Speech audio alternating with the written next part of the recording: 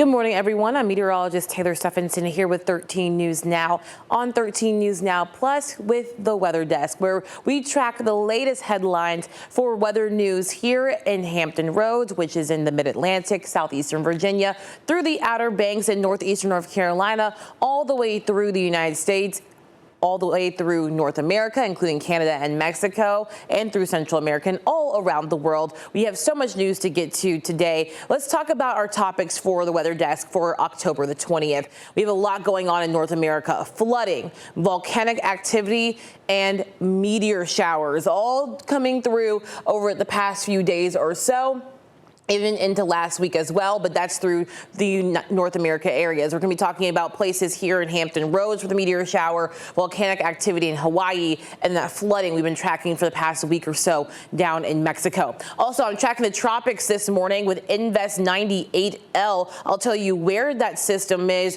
where it's going to head, and if it will become our next named storm. Plus, I have a look at the work week outlook that includes a lot of sunshine, but very variable temperatures. So we'll talk about all of those here on the Weather Desk. First things first, with just over a month left in hurricane season, the tropics are still pretty active. So here's what I'm tracking in the tropics. This area, you can kind of see that it's a little bit different than all the other areas of those thunderstorms popping up. Here is Invest 98L.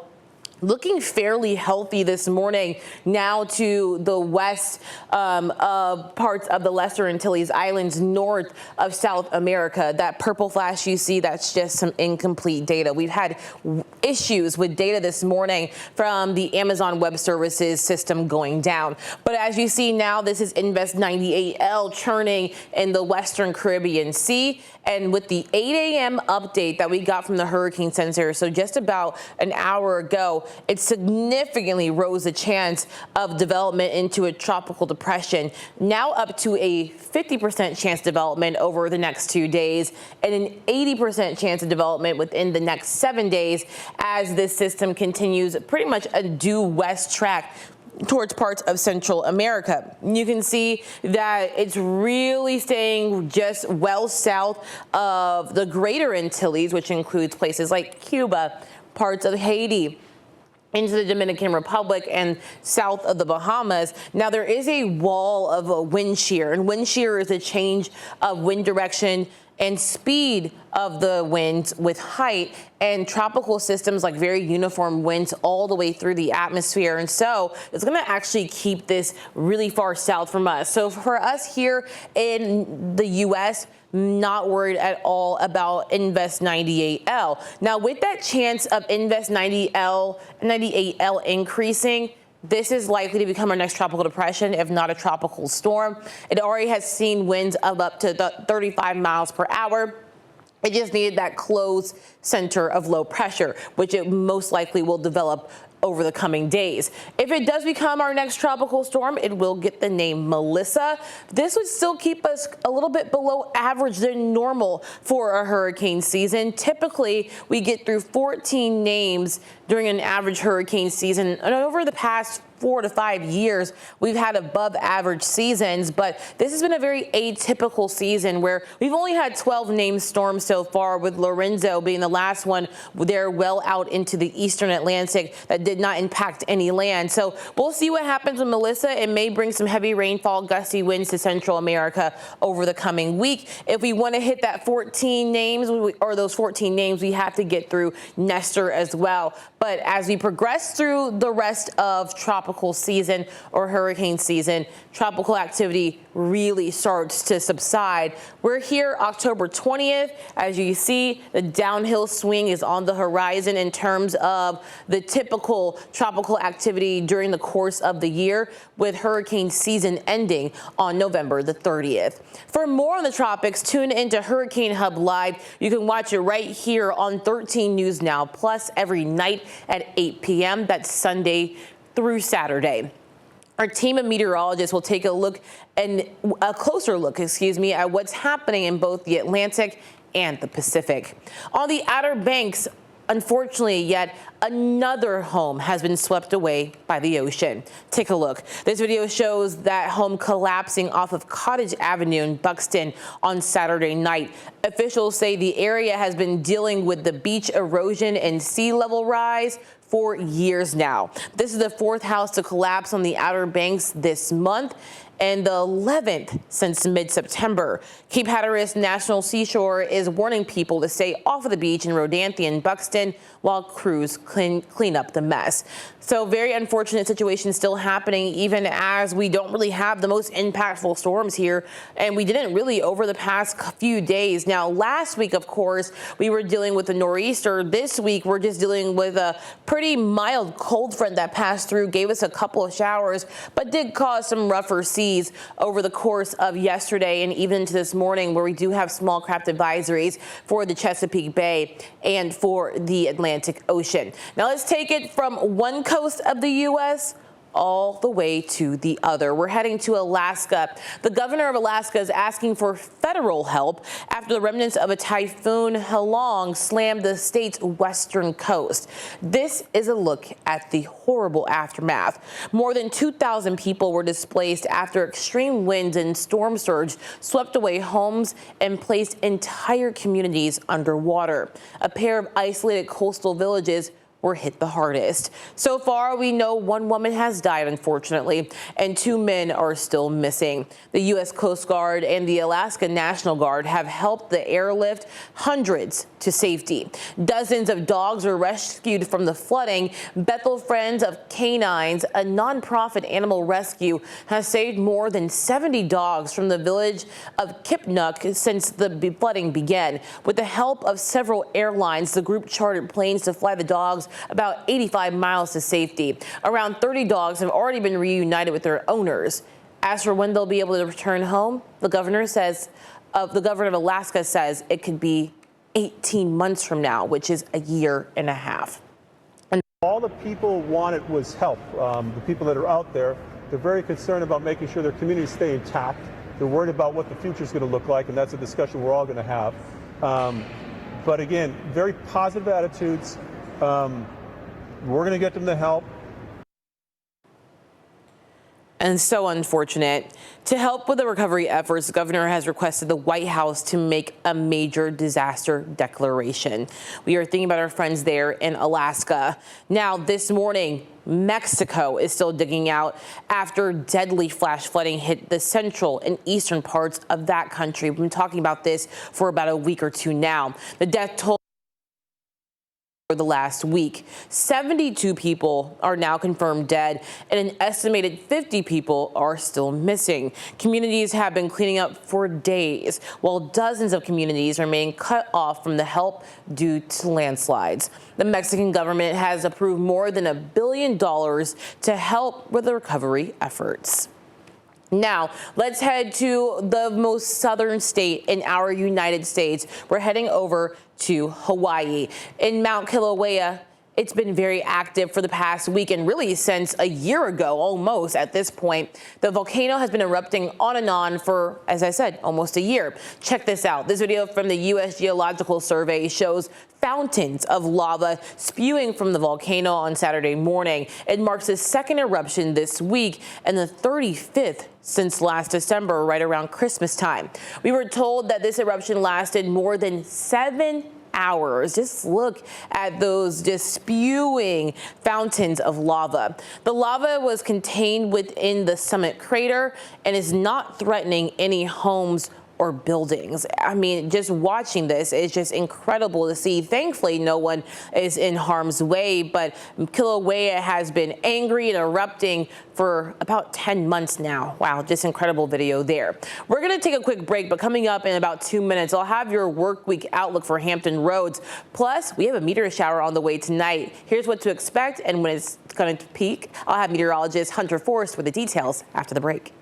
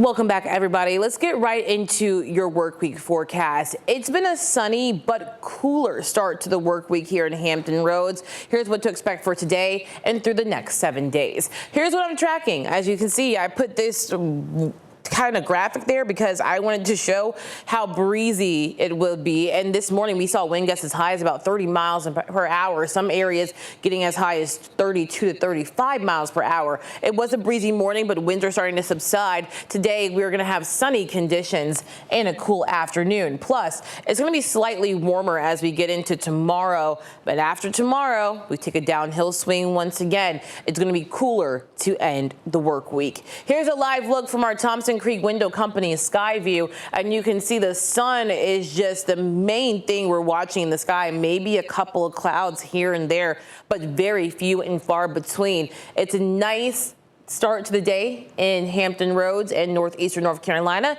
just on the cooler side. After we made it closer to 80 degrees yesterday, temperatures this morning have been sitting in the lower to upper 50s all morning long. Some places inland did drop to the upper 40s.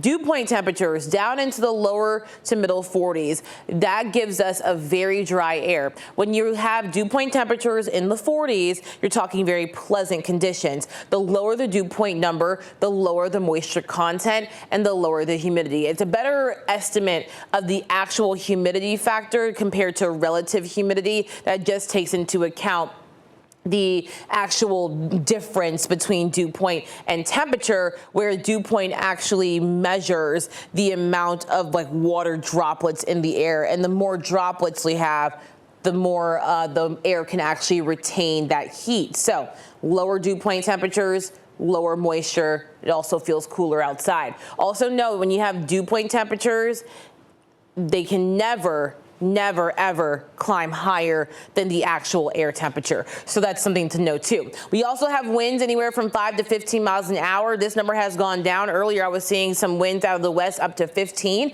So good news is we're starting to see that subside. And Marta Berglund was tracking traffic this morning, and she let us know that with the 9 a.m. hour, we got rid of that wind advisory on the Chesapeake Bay Bridge Tunnel. So right now, radar for us is extremely quiet. I mean, not tracking anything. I was zooming in earlier for the eastern shore because they had a few drops of rainfall during our daybreak show. As you can see now, no rainfall going on there around the eastern shore or the Delmarva Peninsula. Here's our cold front that pushed through this morning, well out to sea at this point, taking the rainfall with it. And even as I talked Saturday into Sunday, but really Sunday morning about our rain overnight last night into this morning, the Storm Prediction Center places underneath a level 1 out of 5 risk for severe weather. And you can even go back and watch my forecast where I was saying that I was skeptical that this system would even hold together when it came to the rainfall, and it did just that. It fell apart as it made towards Hampton Roads and just brought us a few sprinkles. We did have gusty winds this morning, though. The National Weather Service out in Wakefield identifying us in some special weather outlooks for winds up to 40 to 50 miles per hour this morning. But otherwise, no severe storms overnight or this morning, and dry conditions now. You can see behind this, very, very dry. To our north, where that center of low pressure is, places around the northeast this morning getting some rainfall. Right now, temperatures are in those lower to middle 50s. We have a west wind. That west wind pulls in that drier air, so we'll stay dry through the course of the day and really over the next 7. Temperatures by lunchtime climbing to the lower to middle 60s. Sunshine continues. By the afternoon, around 3 p.m., where our high temperatures occur, we're going to be in the middle to upper 60s. I want to give you a little bit of a weather lesson, actually. We usually have our high temperatures during the fall and winter around 2 to 3 p.m. That's because our sunsets are so much earlier, and so we heat up during the middle of the day. As we get into the summertime, our sunsets are after 8 p.m. And so our high temperatures actually occur around 4 to 5 p.m. during the spring and summer. So that's why I stopped these graphics right around 2 to 3 p.m. because that's when our high temperatures occur now, since our sun sets are so much earlier. By this evening time, we're going to continue to cool down with 40s and 50s. Now, if you're wanting to know how we're doing in terms of our latest fall foliage report, we have some low color around our peninsula's western south side, but for most of our coastal areas, still very little color. If you want to actually go and enjoy some really nice fall color, we're seeing peak colors in the highest elevations of the Appalachians and going into Western Virginia and also West Virginia. So if you want to get a little weekend getaway, it will be a great weekend to do so. At least here in Hampton Roads, we're going to see a lot of sunshine. So if you want to see some high color, you have to kind of head out west. Our color will start to peak as we get into later on into October and early November. Later on tonight, temperatures drop off into the lower 40s to the middle 40s for the south side. Clear skies overnight. And I'll tell you why this is important in just a couple of minutes, why the clear skies will actually help us with an event that happens tonight here in Hampton Roads. Plus, tonight on the peninsula, we're going to see temperatures in the middle to upper 40s and lower 50s, clear skies there as well. Tonight around northeastern North Carolina, we're going to be in the lower to middle 40s inland. Around the water, where that keeps us warmer, we're going to be in the upper 40s to the middle 50s for places around the Outer Banks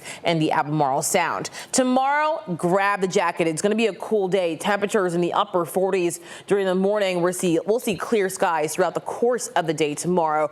Beautiful conditions. Highs tomorrow in the lower to middle 70s. That's right near normal for this time of year. But you can kind of see our temperatures slowly taper off instead of making that big kind of bell curve down.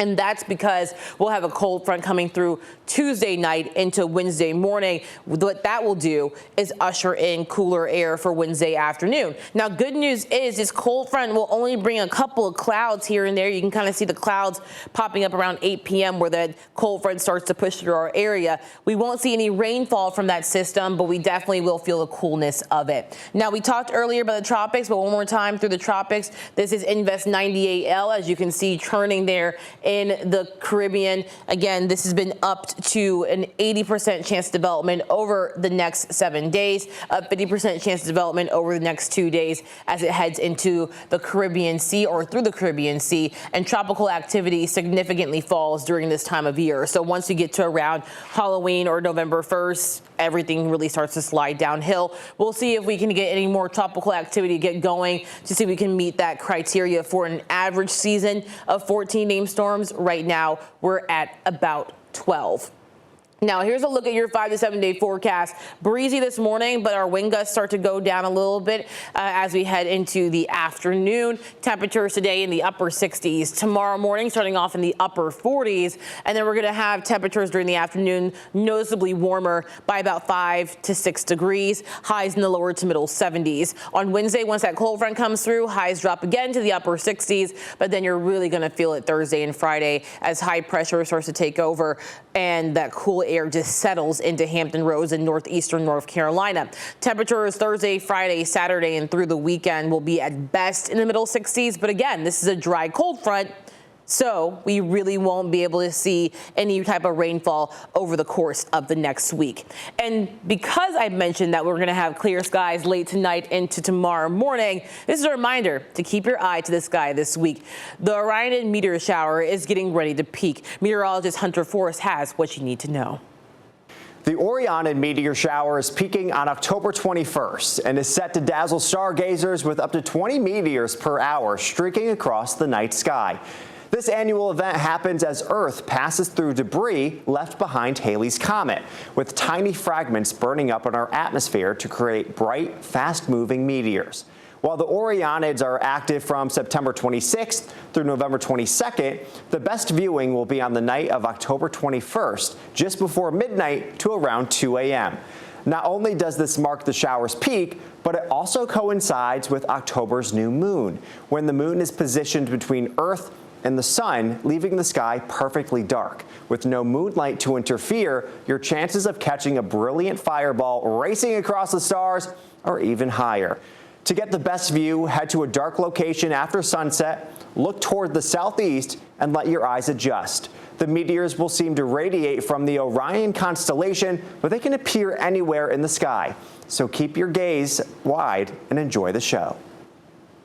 And remember that peaks tomorrow night, but we may see a couple of showers, meteor showers throughout the course of the next couple of days. Remember, you can always get the latest news, traffic, and weather on the go with the 13 News Now Plus app and the 13 News Now app. This one's on your phone. Scan the QR code now on your screen to download the app. It's free on the Apple Store and on Google Play. I appreciate y'all for joining me this morning and over the past couple of mornings last week with the weather desk we have for our top weather headlines. Again, going through the flooding in Mexico, the flooding in Alaska, Mount Kilauea that keeps exploding in Hawaii, also the destruction around the Outer Banks with homes collapsing here closer to home, plus the meteor shower that we have in place for this week. Now, if you want to know more, you can always watch the Weather Desk every morning, Monday through Friday at 9 a.m. It is my last morning joining you as a guest here on the Weather Desk. Meteorologist Craig Muller will be back tomorrow morning to walk you through your top weather headlines.